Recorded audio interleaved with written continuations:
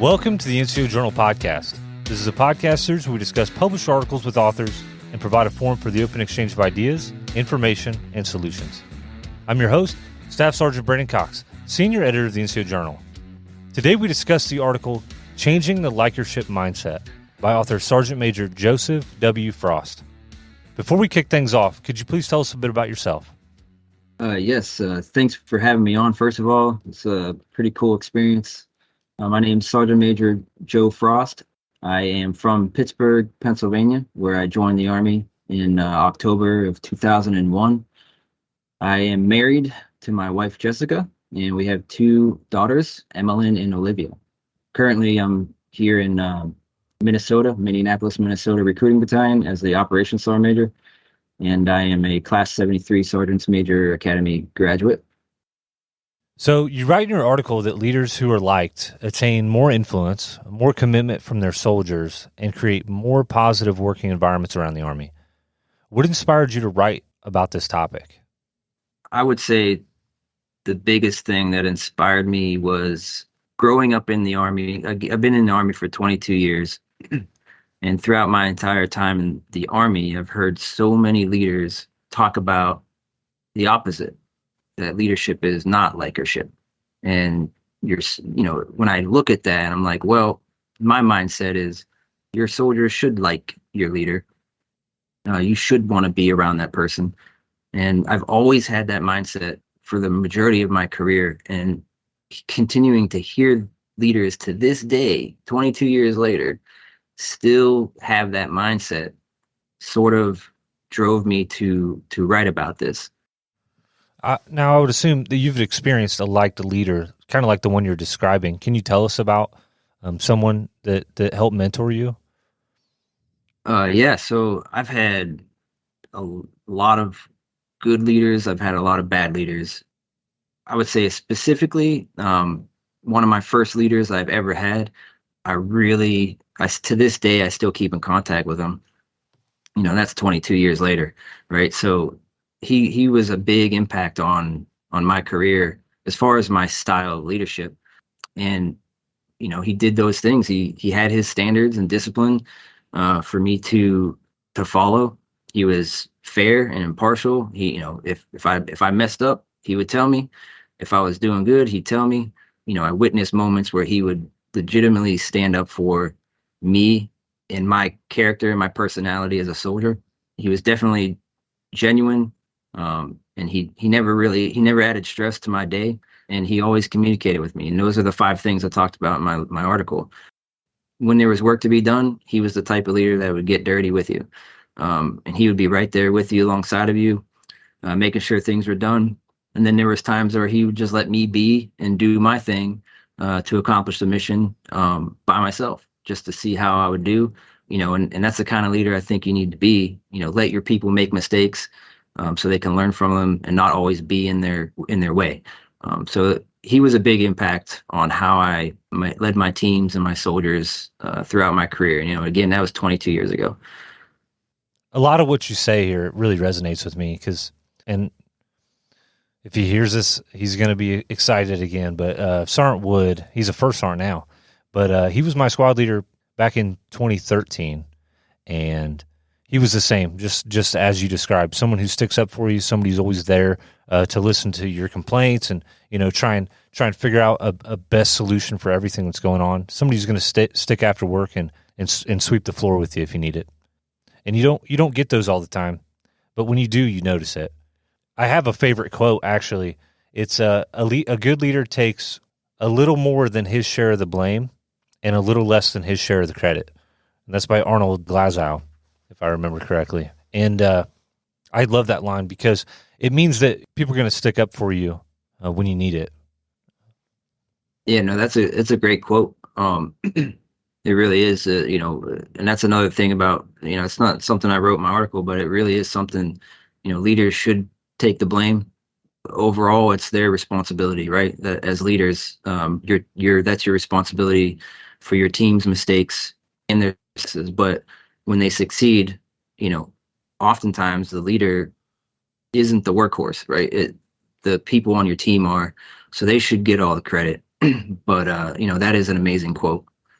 Can you talk about, in your article, you talked about two types of leadership power. Can you describe those? Yes. So there's two main categories of power, right? Positional and personal. Um, Generally, there's about five types of leadership power, and they fall within those two categories, right? So, for example, positional power, you have, excuse me, you have your coercive, uh, legitimate, and reward powers. So basically, what that is, legitimate power is that's what you get when you become assigned as a leader, right? You are the first sergeant, right? You have legitimate power just because of the position that you're in. And then you have your reward and coercive powers, which are pretty self-explanatory. You have the power to reward and you have the power to punish. That's essentially what positional power is. Personal power is when we're talking about expert power. So how competent are you? What's your knowledge of a particular skill or topic? And then referent power, which to me is the most important of any of them. And that's where, the likership comes in. Referent power is that, do you trust your leader, or do you respect them? Do you like them? Are you wanting to be around them? That kind of power, that's referent power. That's what you want out of a leader. Now, what I've seen is some leaders don't understand how to balance those two successfully. And some may use more positional power over the personal and vice versa. Um, and you can't have that. You have to have a really good balance of both of those. Because if you use too much personal power, then it's almost like leaning towards like a friendship kind of thing, right? So, and that's just my opinion on it, because now you're not showing that you have the power to, or willingness to, reward or punish people for, and punish is a harsh word, but coercive is just ensuring that there's the discipline that's there, um, that they know there's consequences for their actions, essentially, right? It's not that they're getting punished like Article 15s and things like that. It's just knowing that they have that, consequence if they make a poor decision, right? So, but the ability for a leader to balance those two is extremely important, uh, to being able to gain that likership throughout your team, and essentially unlocking their potential. So let's say that you're Sergeant or Staff Sergeant Frost. You're a squad leader and you get a new soldier. How do you start building some of that trust and some of that respect with that new soldier? Yeah, that's a great question. So I'm gonna be upfront. I'm not a big person on first impressions, um, and I'll answer your question here in a second. But because first impressions to me are sometimes misguiding, right? Deceiving. You might have a leader who makes that good first impression, but down the road, as you work with that person more and more, you realize that they weren't actually the leader that they perceived to be initially, right? So yes, there's ways that you can start building that trust, but the important part is maintaining that throughout the time as you being a leader of a soldier, right? Um, and some of those things really is, um, it's very simple stuff, right? Just being engaged, um, making sure you take care of them and their families, right? Getting to know them personally, asking those questions about their family, especially if they're brand new to the unit, you know, uh, straight from, AIT or something, right? It's their first duty station and they have a family. This is just one example, right? Hey, making sure their family's settled, they have a place to stay, they got the things they need to, sustain a good family home life, and things like that, are very important, to get going, right? And continuing that mindset, as that's not like the only time you want to talk about those things or make sure those things are good, with your soldier, right? It's an ongoing thing. Another thing, and this could be at any level as a leader, right? You want to ask soldiers what they expect of you, right? When they first arrive. You talk about their expectations and things like that you have of them, but it's really important to start gaining likership and referent power when you ask them what they expect of you, and then you do it, right? You don't just ask the question as a just to ask it. You actually follow through on what they say they expect of you. And I think if you start doing those things and you continue to do that, uh, you'll start gaining that likership. And for me, one of the most common responses, and this is why I wrote about it in my article, one of the most common responses uh, to when I ask, "Hey, what do y'all expect of me as your first sergeant or leader?" Um, the biggest response was to have their back, right? To fight for them, to stand up for them. That was the biggest answer that I've received as a leader, coming up in the Army. And, I would say that's one of the most critical components of being a leader is to have your people's back. That's an amazing response. I don't think I've ever had a first sergeant ask me what I expected of him. And what you're talking about there is servant leadership, right? Thinking that Yes. that as a leader, you're working for your soldiers. Yeah, absolutely. That is what you do, right? Like, I know I don't, I think some people just they may think that, oh, serving is just kind of like a thing to say, and there are people who don't actually do that though. But like, I kind of going back to what I previously said, when your team succeeds, who's the workhorse? If I'm a first sergeant of an organization, we succeed at something. Did I really put in all that effort? I don't think so, right? It was my soldiers and NCOs that did that stuff, right? So my job is to be there to make sure they have the resources, the capabilities, fight for them when it's needed, and just in any way provide my input to help them achieve their mission, right? That's all a leader should be doing, especially at the first sergeant levels, right? Or really any level. But again, you can still get involved and get down and dirty with them and do the job itself. But your main goal as a leader is to ensure that you serve them in a way that they can accomplish the mission. And that's why I think that question of what do you expect of me is huge. Because you're there for them. You join, essentially, the way I look at it is you joined their team, right? They didn't join your team. You joined them, and you're there to help them be successful. Yeah, I was wondering, do you have one of those stories where either you were taken care of or vice versa? Yeah. So, I mean, a lot of my stories probably come from recruiting. I've been in recruiting for probably 13 total years of my career. So a lot of my experiences come from that. And I would say it's kind of a two-part question, right? So it was a long time ago. I was actually a staff sergeant, and we were having a really rough time in recruiting. Our station was, and we weren't making mission. We were doing really bad. Our leader at the time, we had multiple leaders at the time, really, and the vibe that I got from them was it was our fault, right? Which we did everything we could, make appointments and put people in the Army, right? But essentially having our back was not there. We would constantly be getting like negative vibes and negativity from him, the leaders above us, and we kind of felt like it was it kind of destroyed the morale, honestly. We stuck together really good. It's kind of like one of those moments where you build really good bonds in bad times. And so we stuck together really good, and we still did what we had to do to try to be the best we could. But our leaders weren't that great. Now, I say that to say this part.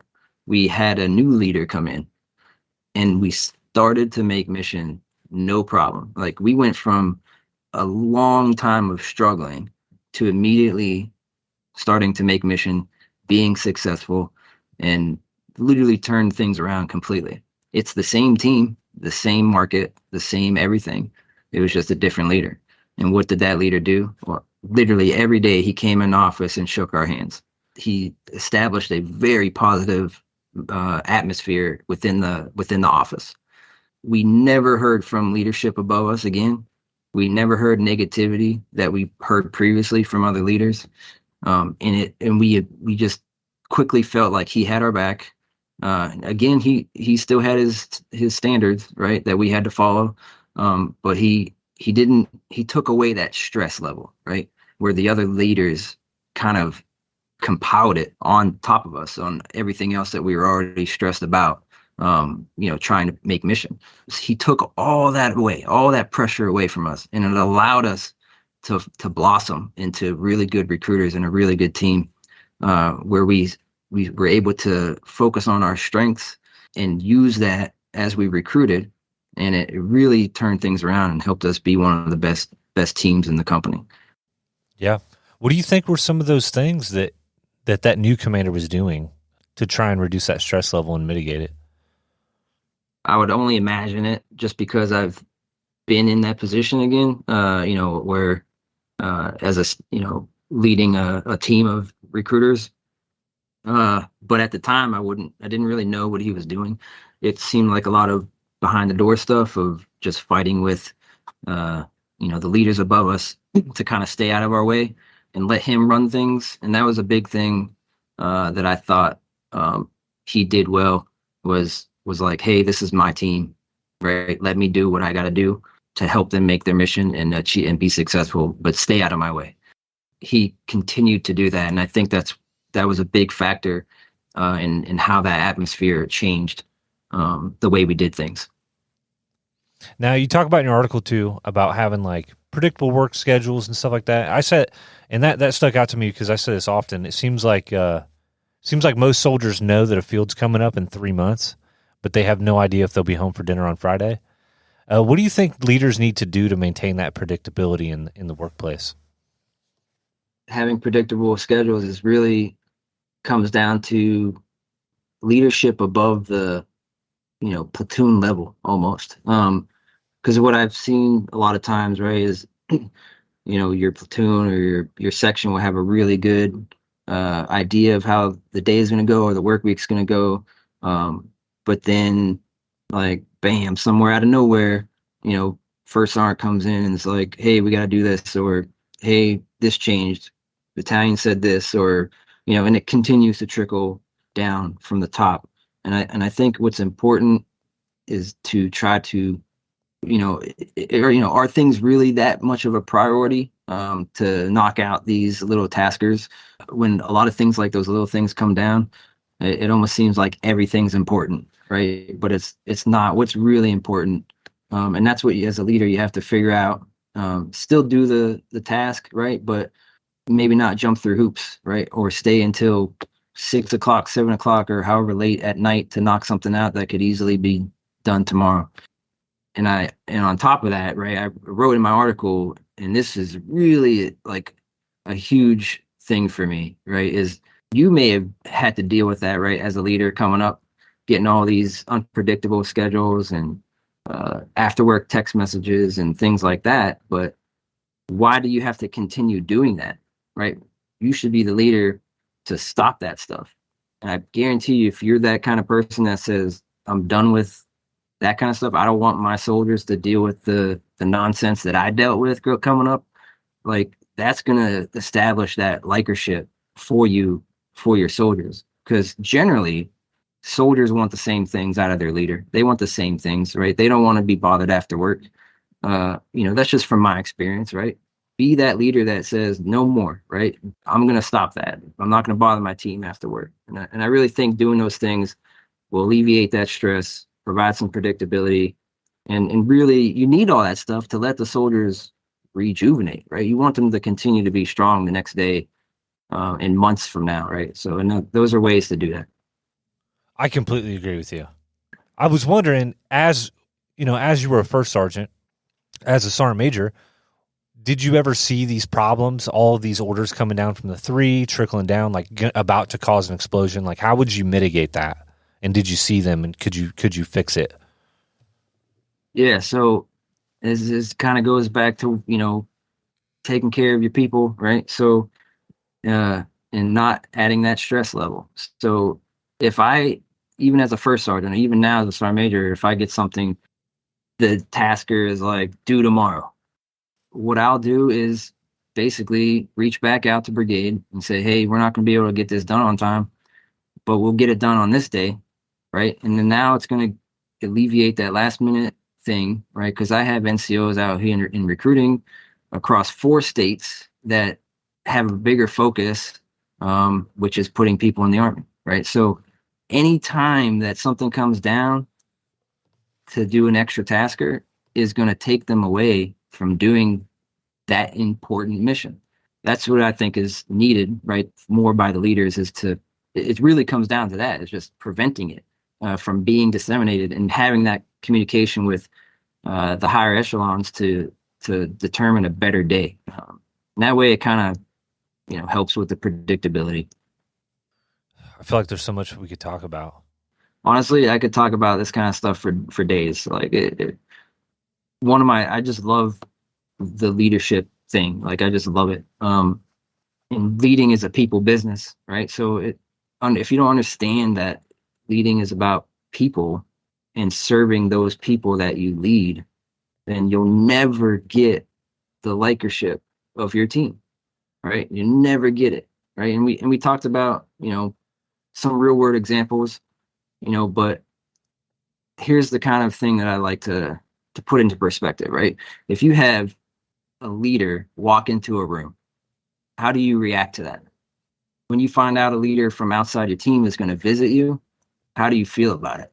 If you find that like you're trying to avoid that interaction, I guarantee you that leader that's coming hasn't established that personal power, right? That referent power, likership. I bet you they haven't done it, because if they did, you'd want to be there to engage with them in conversation and be around them. So that I think is a really big thing for leaders to understand. Like, don't be that leader that comes in and says, with the mentality of like, I am the sergeant major, or I am the first sergeant, so you'll do what I need you to do. Like, that's not how it should work. It's really the other way around.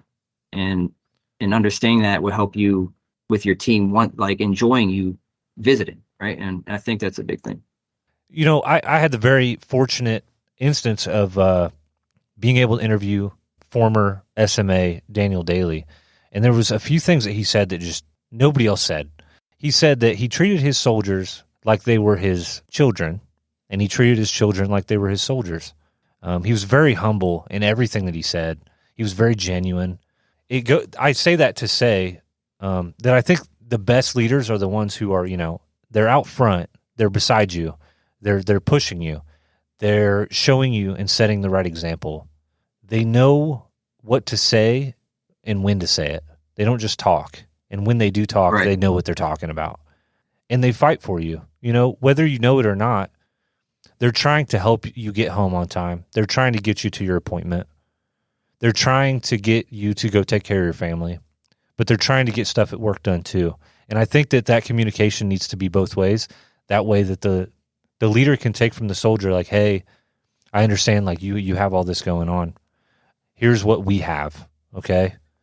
These are the things that are coming down, and we have to knock these out. And I need you to do this and this and this and this. And then that way, because I know enough about you, right? That way you get these things done, and you're going to be able to get that time to go do what you need to get done. And I think that's the way that I've always been in my leadership style, and a lot of the leaders that I looked up to were that way. Yeah, well, I'd say you're on the right track then. Being able to balance the work and personal life stuff, right? And as a leader, you have to be able to be willing to lose a team member for a few hours to take care of themselves or their family. Because is it really going to hinder your mission accomplishment for losing them for a couple hours a day, or, for one day of a week, right? Most likely not. But the leaders really have to understand that and how to cover down if needed. Obviously you can't lose your whole team in one day, unless it's a team event, right? I believe I talked about that in my article too. taking time with your whole team to do stuff during the work hours, not after work. Like, hey, let's do a team event after, final formation or whatever. Doing it during the workday. Positivity you get out of that just by doing that every once in a while with your team, instead of, and I've done it in recruiting. We would literally not do anything for recruiting in one day and go do stuff, like escape rooms or, playing sports or whatever, just us as a team. Being able to balance those things is really important. Yeah, that's hard, right? Creating that space for Exactly. team building. I think good leaders look for those opportunities, and they're hard to come by. To kind of put this to a close, Sergeant Major, what would you want NCOs to take away from your article? I would say the NCOs to understand this one thing. No matter how much you follow or do those leader actions that I discussed in the article, there are many other things, that I could write about it. I just wrote 5 of them. But just know that not everybody is going to like you, no matter how well you do as a leader, right? It's just not going to happen. Now, there will always be people that don't agree with your style of leadership, but the majority of your people, your team, should like you. You're never going to make anybody 100% happy in your formation, but when the majority are not, that's when it's a problem. And that's when you really got to look at yourself and figure out a way to, change your style of leadership. So that way your people, the majority of them do like who you are as a leader. So that's first and foremost. And I would say, you kind of hit it earlier with, Sergeant Major of the Army Daily, right? He said, treat your people like they're your children, right? Basically meaning love your people, right? You have to love your people. And I take that quote from an instructor of mine at the Sergeant Major Academy. He said that all the time. You got to love your people. And that really hit me. That's exactly what I'm talking about in my article. If you love your people, you're going to treat them in a way that they're going to love you back. You show them your heart, and they're going to help you achieve success, and that team to achieve success at all costs. Right? And I think if you do those things, you'll be well on your way to changing the mindset that leadership is likership. Thank you, Sergeant Major, for joining us. And a thank you to our audience. Remember to put your knowledge to the page, submit articles, and get published with the NCO Journal. Don't forget to check out our webpage and follow us on social media. We'll catch you next time on the NCO Journal Podcast.